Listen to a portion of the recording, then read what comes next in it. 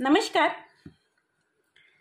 मी पुष्पलता जगताप आणि तुमचं माझ्या यूट्यूब चॅनलमध्ये खूप खूप स्वागत आहे. आजच्या व्हिडिओमध्ये आपण जाणून घेणार आहोत की नवरात्रीचा आजचा तिसरा दिवस आणि माँ चंद्रघंटेची अद्वितीय कथा आणि आदिशक्तीचा महिमा. चला तर मग जाणून घेऊया.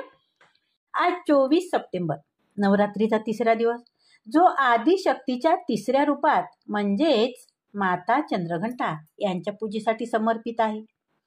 आणि देवी चंद्रघंटा हे सौंदर्य, ध्येय आणि शौर्याचे एक अनोखे प्रतीक आहे. त्यांच्या कपाळावर चंद्रकोर आणि हातात घंटा असल्याने त्यांना हे नाव मिळालेले आहे. चला जाणून घेऊया त्यांच्या अद्वितीय कथेबद्दल आणि त्यांच्या पूजनाचे महत्त्व सुद्धा.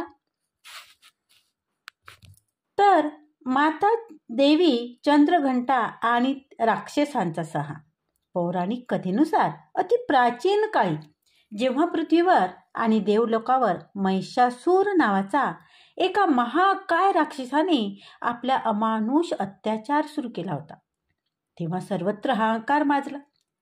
त्याच्या वाढत्या सामर्थ्याने देवही भयभीत झाले आणि त्यांनी या संकटातून मार्ग काढण्यासाठी भगवान ब्रह्म, विष्णू, महेश यांच्याकडे धाव घेतली.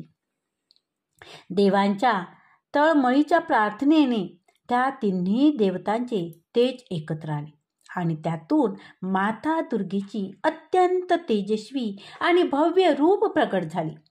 माता दुर्गा आपल्या चंद्रघंटा रूपात सर्वांना मोहित करणाऱ्या सौंदर्यासह अवतरल्या. पण त्यांचे हे रूप दुष्टांचा नाश करण्यासाठी अत्यंत क्रूर आणि प्रभावी होते. त्यांच्या कपाळावर चंद्रकोर शोभत होती, हातात त्रिशूळ होते, कमळ आणि घंटेने युक्त असलेली आयुधे होती. जेव्हा त्यांनी राक्षसासोबत युद्ध सुरू केले तेव्हा त्यांच्या हातातील घंटेचा नाद इतका भयानक होता की तो ऐकून महिषासुराच्या सैन्यात एकच गोंधळ उडाला आणि त्यांची शक्ती आपोआप क्षीण होत गेली.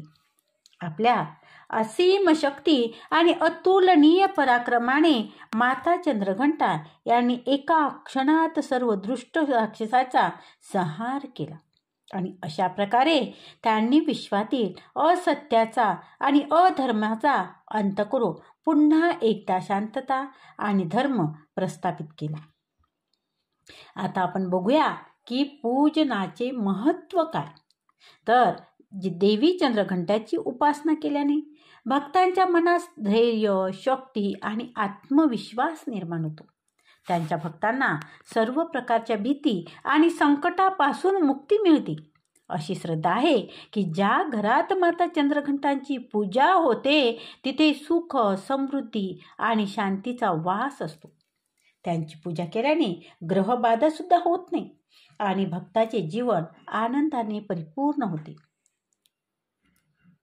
आता बघूया की कोणत्या मंत्राचा जप केल्यामुळे माता चंद्रघंटा प्रसन्न होते आणि आपल्या भक्ताच्या सर्व मनोकामना पूर्ण करते. तर बघा, ओम देवी चंद्रघंटाय नमः या मंत्राचा जप केल्यामुळे सर्व भक्तांच्या सर्व मनोकामना पूर्ण होतात. चंद्रघंटा देवीला सोनेरी किंवा पिवळे कपडे अर्पण करावे. देवीच्या चरणी पांढऱ्या कमळाच्या किंवा पिवळ्या गुलाबाचा माळ अर्पण केल्याने तुमच्या सर्व इच्छा पूर्ण होतात. देवी चंद्रघंटाची पूजा कशी करावी? तर ब्रह्ममुहूर्तावर उठून स्नान करा आणि स्वच्छ वस्त्र परिधान करा. देवीच्या पूजेच्या चरणी पिवळे फूल अर्पण करा. देवीच्या नैवेद्यामध्ये केशराची खीर आणि दुधापासून बनवलेली मिठाई अर्पण करा. चंद्रघंटा देवीची आरती करताना ओम देवी चंद्रघंटाय नमः या मंत्राचा जप जरूर करावा. मंत्राचा जप केल्याने भक्तावर देवी चंद्रघंटा देवीचा आशीर्वाद मिळतो आणि भक्तांच्या मनोकामना पूर्ण होतात. धन्यवाद, खूप खूप धन्यवाद. आजचा हा व्हिडिओ कसा वाटला ते कमेंटद्वारे नक्की कळवा. तसेच व्हिडिओला लाईक करा, व्हिडिओ शेअर करा, कमेंट करा आणि जर तुम्ही चॅनलवर नवीन असाल तर चॅनलला सबस्क्राईब जरूर करा. धन्यवाद, खूप खूप धन्यवाद.